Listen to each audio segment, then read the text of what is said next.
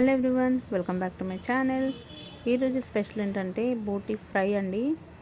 Side అంటే Karimnagar side బోటీ fry అంటే తప్పకుండా ఇలాగే చేసుకుంటారండి. ఫుల్లీ ఫ్రైడ్, క్లీన్ చేసుకునే ప్రాసెస్ తప్పించి మిగతాదంతా సూపర్ ఫాస్ట్ అయిపోతుంది. ఈజీ ప్రాసెస్ ఏంటి చూసేద్దాం. ముందుగా స్టవ్ పైన కడాయి పెట్టేసుకొని అందులోకి ఒక 3 టేబుల్ స్పూన్ల దాకా ఆయిల్ వేసుకోవాలండి. ఆయిల్ వేసుకున్న తర్వాత ఇందులోకి ఒక పచ్చిమిర్చి చిన్నగా కట్ చేసేసి వేసేసుకోవాలి. అలాగే ఆనియన్ కూడా చిన్న ముక్కలుగా కట్ చేసి వేసుకోవాలి. ఇది వేగిన తర్వాత ఇందులోకి తగినంత పసుపు, అలాగే 1 టీ స్పూన్ అల్లం వెల్లుల్లి పేస్ట్ వేసుకొని ఫ్రై చేసుకోవాలి.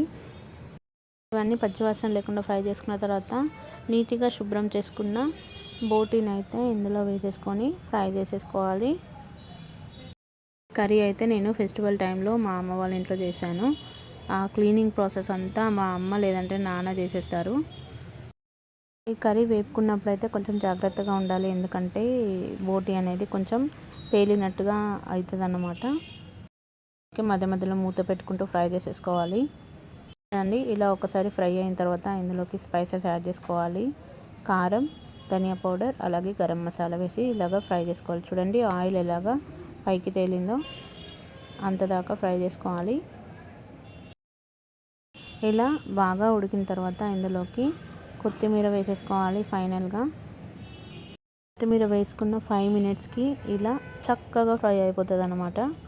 చేసుకున్న వాటిని చిప్స్ లాగా కూడా తినేయచ్చండి. బాగుంటుంది బోటీ ఫ్రై. సో మీకు ఎలా అనిపించింది? నచ్చితే కనుక తప్పకుండా కామెంట్ చేయండి. అలాగే లైక్ చేసి మీ ఫ్రెండ్స్ అండ్ ఫ్యామిలీకి షేర్ చేయండి. మన ఛానల్ని సబ్స్క్రైబ్ చేసుకోవడం మర్చిపోవద్దు. Thank you.